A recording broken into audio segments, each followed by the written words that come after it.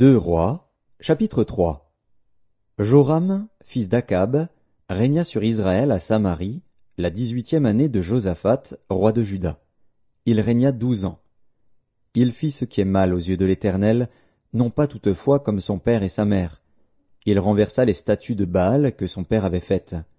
Mais il se livra au péché de Jéroboam, fils de Nébat, qui avait fait pécher Israël, et il ne s'en détourna point.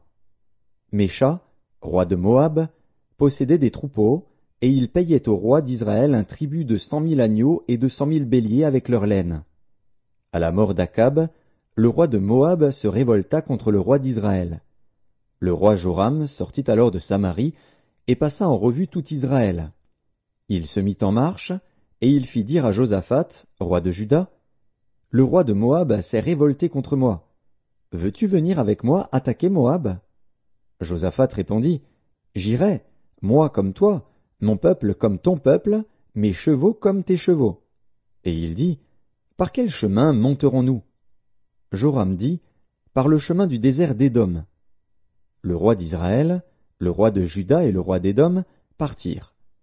Et après une marche de 7 jours, ils manquèrent d'eau pour l'armée et pour les bêtes qui la suivaient.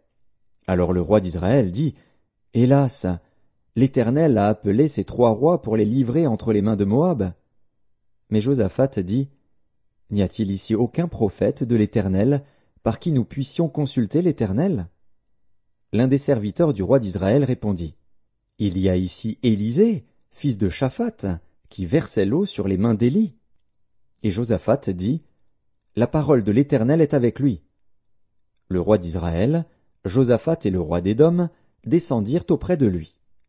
Élisée dit au roi d'Israël, « Qu'y a-t-il entre moi et toi?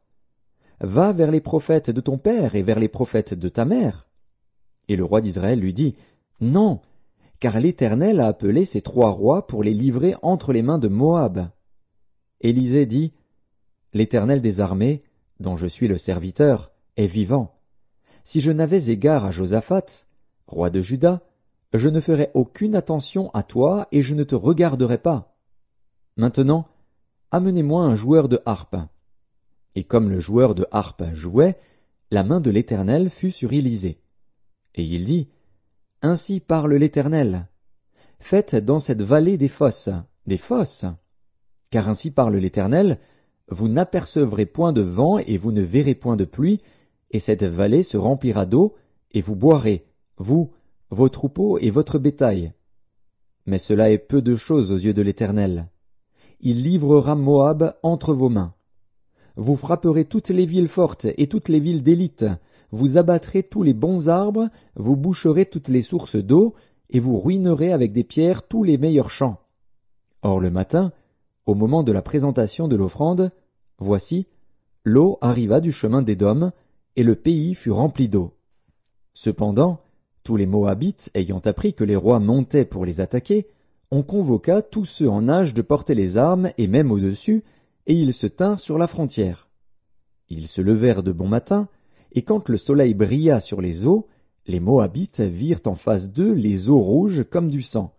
Ils dirent, « C'est du sang. Les rois ont tiré l'épée entre eux, ils se sont frappés les uns les autres. Maintenant, Moabites, au pillage !» Et ils marchèrent contre le camp d'Israël.